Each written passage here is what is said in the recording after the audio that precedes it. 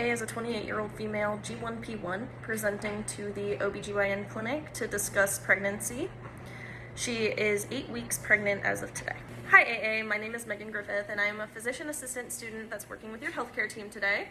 So firstly, congratulations on your pregnancy. This is a very exciting time. I just wanted to go over some aspects of pregnancy, like what to expect, some warning signs, nutrition, some things to avoid, things like that, so that we can keep you informed and so that we can try to do our best to keep you and your baby healthy. I reviewed your previous OB history, and this is your first pregnancy, so that makes you a G1P0 patient, meaning that you are now pregnant but you have not had any other children. I have also seen that you have no history of miscarriages, ectopic pregnancies, anything like that, and so since you have no previous OB history, we're going to go over a pretty substantial amount of information, and I'm going to give you handouts at the end so you remember this information as well, just so we make sure that we get you all the information you need. First, we're going to talk about habit history. So the first topic that we're going to go over is smoking cessation.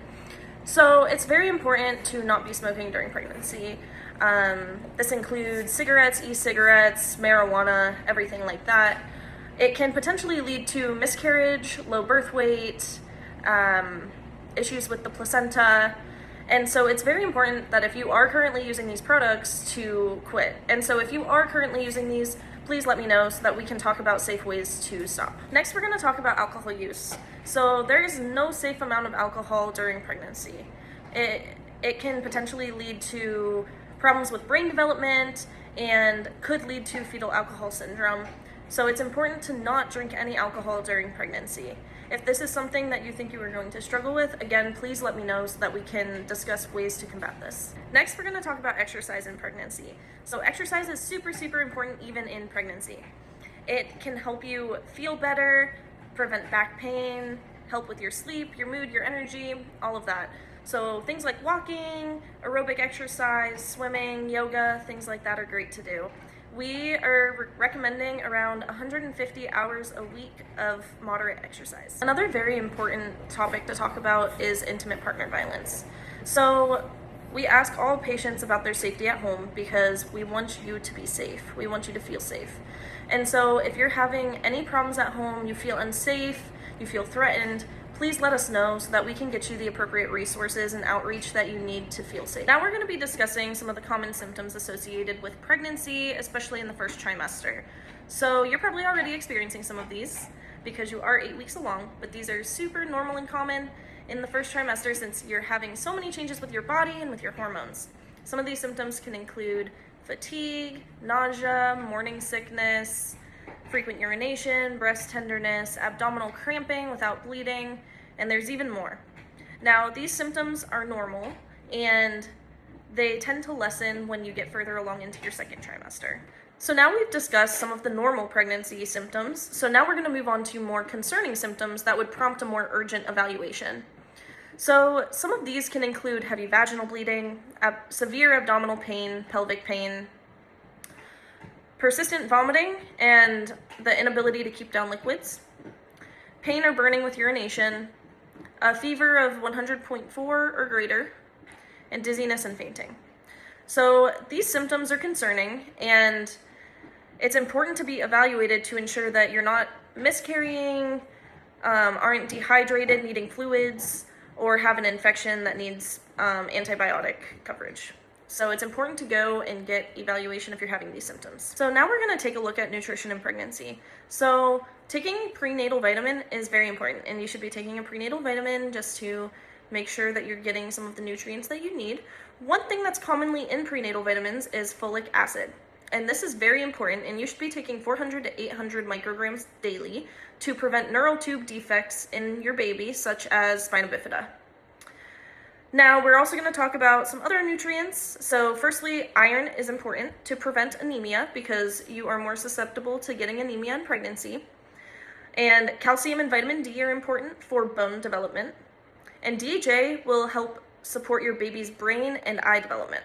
So all three of those are very important, and some should be in your prenatal vitamins. So just double check what's in them. Now, one thing to avoid in pregnancy is vitamin A. So too much vitamin A can lead to birth defects.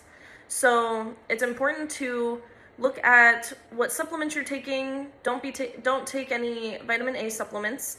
And if you're using any acne creams or acne treatments, make sure that they do not have vitamin A in them, such as isotretinoin. Now we're going to talk about acceptable weight gain. So since you have a normal BMI, your recommended total weight gain is 25 to 35 pounds through your pregnancy. Now for some foods to avoid in pregnancy are raw or undercooked meat, fish, and eggs. Additionally, no unpasteurized dairy. And if you're going to eat deli meats, make sure that you heat them until they're steaming hot to kill off the bacteria that could be in them. And fish that are high in mercury. So now we're going to be talking about expected labs and diagnostic testing. So the first thing we're going to talk about is your first trimester ultrasound. This is also called a dating scan.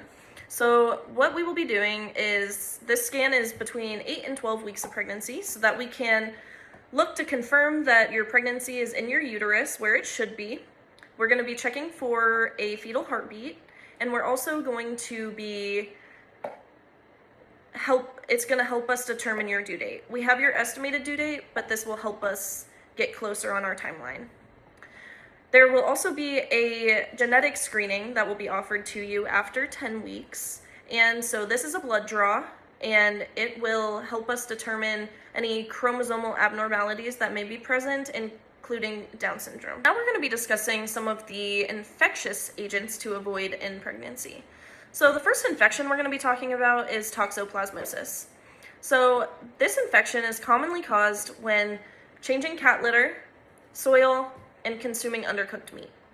So if possible, because I know we talked about you having a cat previously, so I would recommend having somebody else in your household change the cat litter. And if you're going out into the soil for any reason, you're doing gardening or you're doing anything else out there, I would recommend wearing gloves so that you can reduce that risk as well. And whenever you're eating meat, ensure that all of your meat is cooked thoroughly so that we can avoid this infectious agent. Now, another infectious agent would be listeria. So I know that I previously mentioned that you should avoid unpasteurized milk and that you should cook through all of your deli meat thoroughly so that it is steaming. And this is because that will help kill off any bacteria that may be on the deli meat. And so you should do that and also avoid unpasteurized milk and unpasteurized cheese so that we can avoid this. All right, well, it seems like we are nearing the end of our appointment today. So I just wanted to say that pregnancy is an exciting time, and I am very happy to have the opportunity to support you. And I know that I threw a lot at you today. I just wanted to remind you to be taking your prenatal vitamins, practicing those healthy habits we talked about, and that if you have any of those concerning symptoms, reach out to us or seek evaluation to ensure that you and your baby are doing okay. And I am going to go and print some of those handouts for you. Do you have any questions for me right now? No? Okay. Well, I'm going to give you these handouts, and when you get home and you're reading them, if you have any questions then, feel free to give us a call, and we're more than happy to go over some of this material with you to make sure that you're fully informed. And yeah, I think that's all I have for you today. So congratulations, and I look forward to seeing you in a few weeks.